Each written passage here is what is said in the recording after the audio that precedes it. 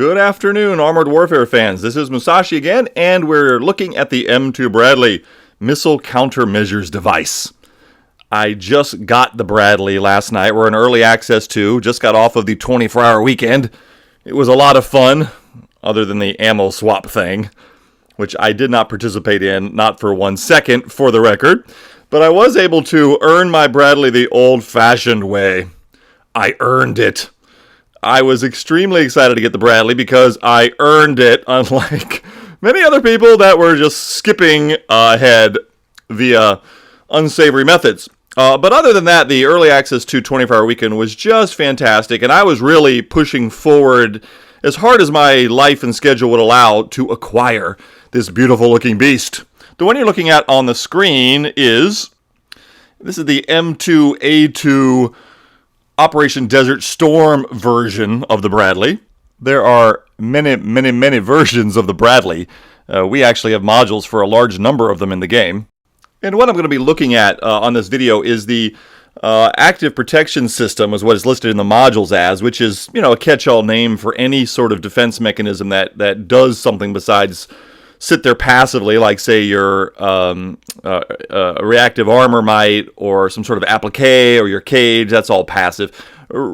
Active defense means something is going to be out looking for threats, or monitoring for threats, and then reacting to it once it recognizes that it's there. And that's what the active protection system, or APS, does. It's actually a missile countermeasures device that the module is going to hopefully protect you from the ATGMs that are flying all about, and many gamers are already asking to be nerfed.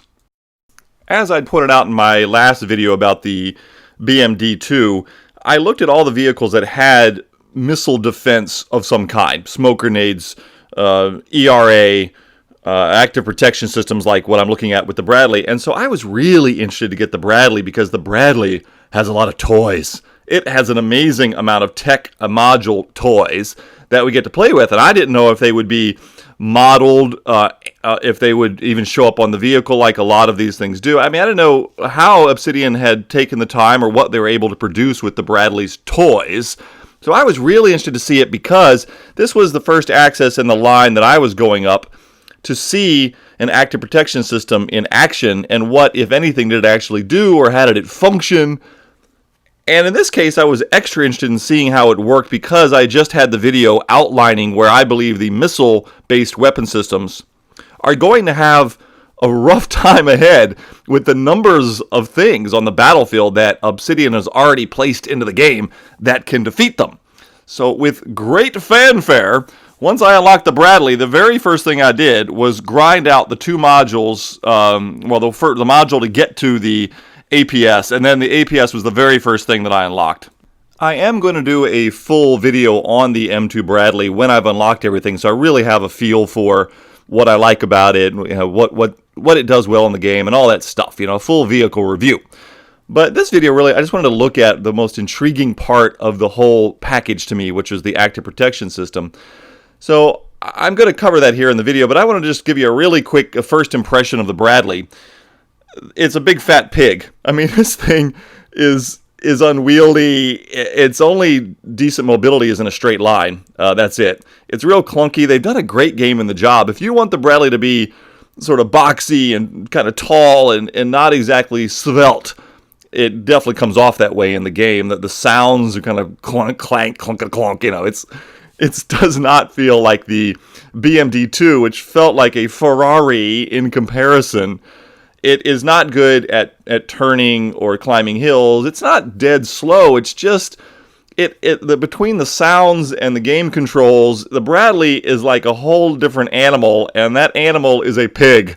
It's just was really off-putting at first after being able to brawl and take the BMD2 and go after any threat you felt like at a drop of a hat. Good acceleration in the BMD2. The Bradley is going to get to its spot and sit there and hope like heck nothing much chases it.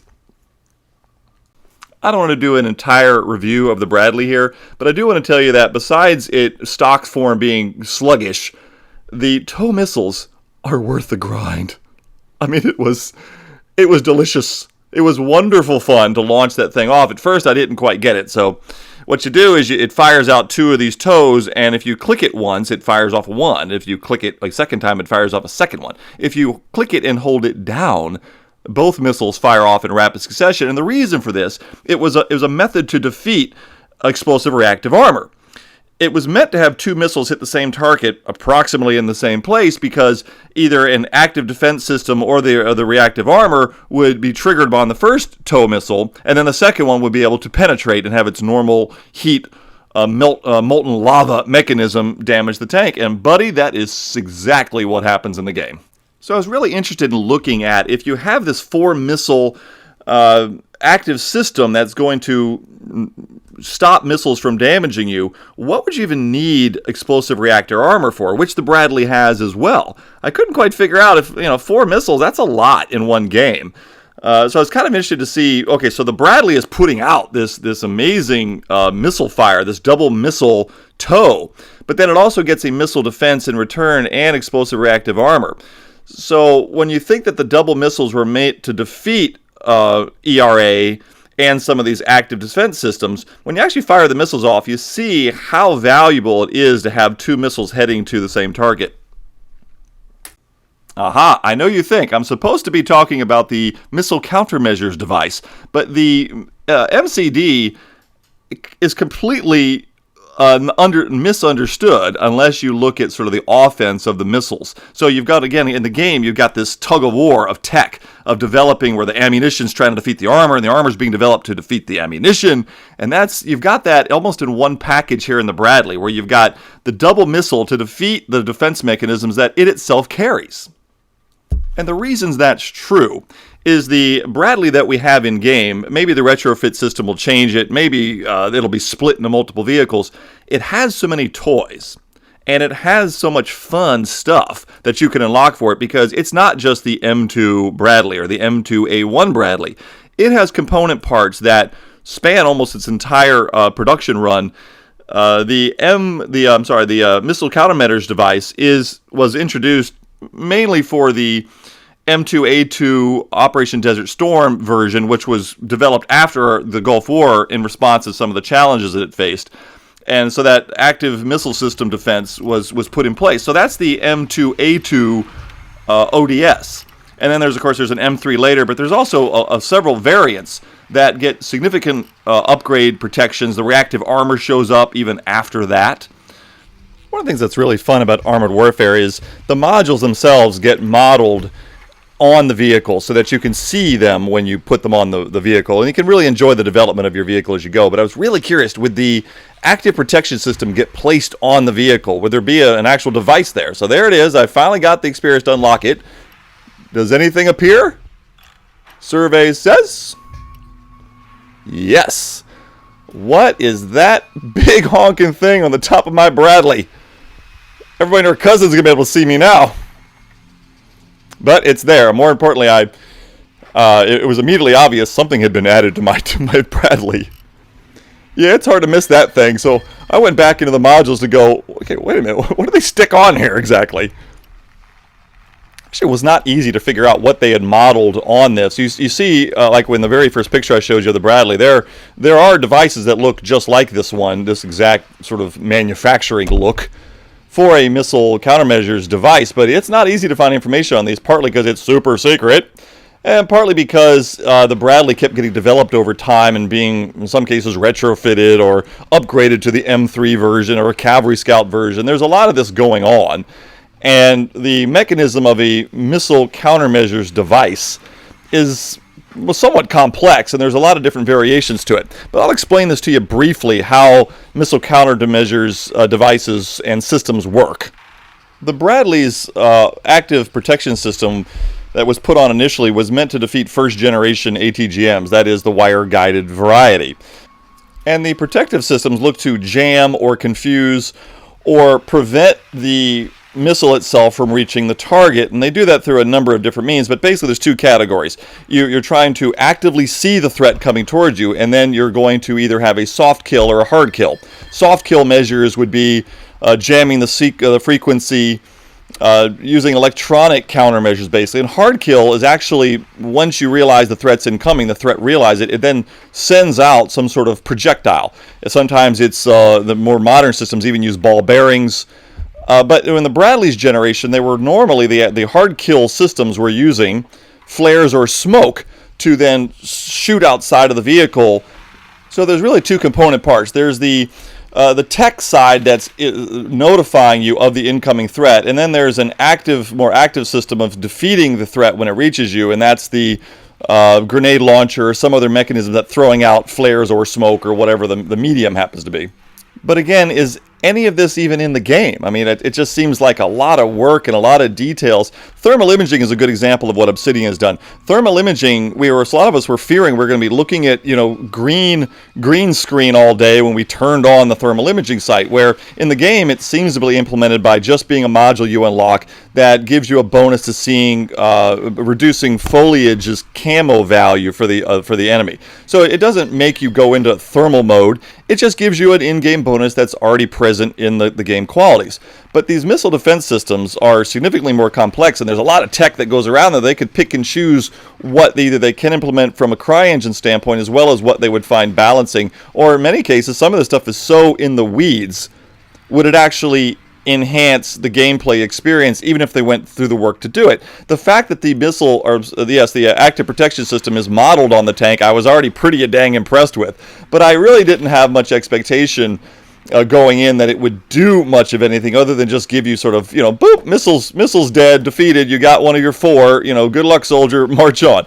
So I had no idea what to expect, and I was really looking forward to, when I unlocked it, to getting into a game and someone firing a missile at me, which is also very different, right? If you're going to go test in the server, it's just your gut reaction is when that missile alarm shoots is that you want to duck or back up. But when I first got it, I was determined to figure out if the thing actually did anything besides just look pretty. I don't really want to get into nomenclature and have your eyes glaze over from military anacronyms, but I do want to say that the Bradley, because I'm looking at how Obsidian is, what parts are they taking from these various missile systems and putting it in game? What are they finding that is sort of the standard active protection system for the Bradley? In real life, the Bradley had two different iterations. The first system was the Loral VOQ-6. It was called the Hard Hat. Had a nice funny name, the Hard Hat. And the later it used a Sanders VOQ-8. It didn't have a funny name. It just basically it was a slightly different system, but they both, at least the later one, relied on flares and smoke. So the Bradley is using the hard kill method of shooting out flares and or smoke to defeat the incoming missile that it has then detected. Okay, at this stage, I'm going to take an abrupt 90-degree turn on you, and I'm going to move quickly away from the active protection system to the tow missiles that the Bradley has. And again, I will do an entire review of the Bradley, but I think so many people want to see what the missile does and what it's like that I compiled some gameplay footage of me actually shooting and using the missile, which again does relate to how this active protection system will work for many vehicles in the game. So let's take a look at some actual missile firing, just so the curiosity seekers out there that have not seen the Bradley in the game much yet can see what this thing can do. Loader, missile! Target destroyed. See, one missile fires, if you hold the left click down to fire, it actually has two missiles that fire it right away. This hill is a ridiculous advantage for anyone who has this side of the map. Boop! Target locked, requesting fire support. We hear a track. It took all of about 3 launches of this missile to be completely in love with this double tow thing. So the Bradley might have moved like a pig in the beginning, but once I got firing these tow missiles, I didn't really care anymore. One of the ones I'm going to show you that's coming up next is, this is the one where I'm targeting him, but he goes away. So I target another guy, and this is a pretty good long distance. You can see I've really got a long range on these guys, but I think he's not going to be there. So I switch over to the other target, and both missiles hit this guy. Isn't that awesome? So you can adjust fire and have a lot of fun with getting good at this double missile bit. The reason I'm showing you the tow missiles is partly because a lot of people are just curious about it, but also the active protection systems allow you to have 4 of the missile defense, right? You'll see that on the tooltip, where it literally have 4 missiles be defeated by that system. That's your max allotment for this. And those double missiles, again, in real life, are intended to have the active measures take out the first missile, then the second missile follows itself to the target. And in the gameplay so far that I was using the TOW missiles, I would find that to be true somewhat often, that the first one might hit explosive reactive armor, or maybe some other players might have had the active systems. I don't think there was much of that in the game last night, though, but at any rate, one of the 2 rounds would frequently cause damage, and at that point, winner... So I was telling you earlier with the BMD-2 that I was really worried that the missiles would become irrelevant with all these active and ERA schemes. But at least with this double missile thing, you've got a heck of a good chance to at least damage them with one of the 2 missiles. And I think just that, again, tug of war of the tech is super nice. The game really feels like you're progressing along technological, historical lines for these armored vehicles. But back to the active protection systems. Would the Missile Countermeasures Device actually do anything in the game? Or again, was it just sort of going to be modeled like thermal sights were, where it just was sort of a bonus you got and you didn't actually know what it was doing? So what I'm showing on the screen is my very first game with the Missile Countermeasures Device on my vehicle. And I was hoping someone would shoot a missile at me so I could see what the heck it did. Loader, missile. And sure enough, just see, I'm lit, right? Here comes a missile. Thanks. APS knocked down a shot. Aha! It works! And there's an animation. Is that cool or what? Remember, that's so cool. Let's watch it again. APS knocked down a shot. And again. APS knocked down a And shot. again. This is never going to get old for me. Let's watch it again. It's so cool. Let's watch it in slow motion.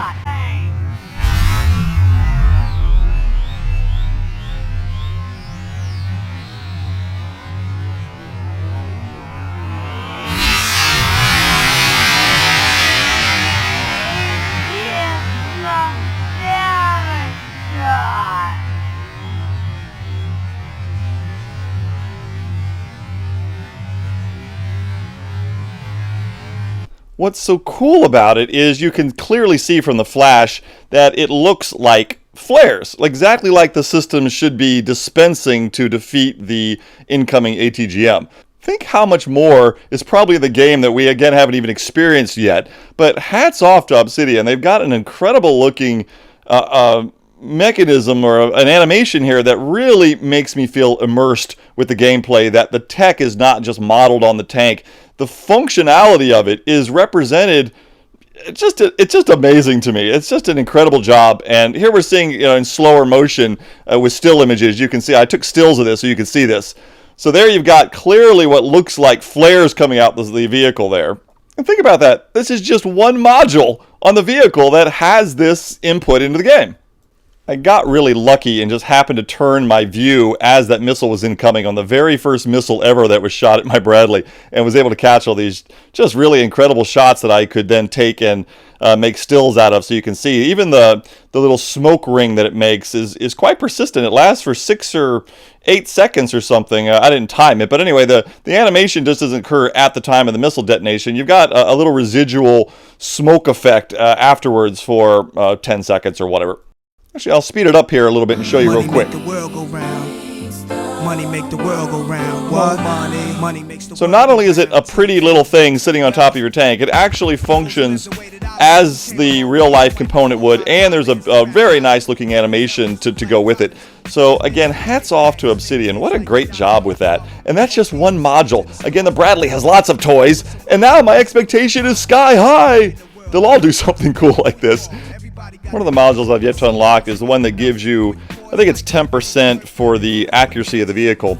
It's shown here in the picture on one of the Bradleys here. It's actually this only appears on the M2A3 and M3 Bradley models. It is the Commander's independent thermal viewer. It's that big honking thing sitting right behind the Commander's cupola there. That thing is big and bulbous, and now I really expect that it is going to be modeled on the Bradley when I do unlock that module. So the Bradley, with its toys fully equipped and the explosive reactive armor, is going to be a bristling mountain of oddball tech, which of course is what it is in real life too. But from an in-game perspective, just looking at this, the Bradley is going to be this rhinoceros and dinosaur mix. I don't anticipate that the module itself is going to do anything other than give you the stated bonus of aim time. But you never know. So the Bradley's fun for me in the coming week, and maybe for you too, will be, what else do these modules do? But until then, I will be putting out a full Bradley video once I have unlocked all the modules.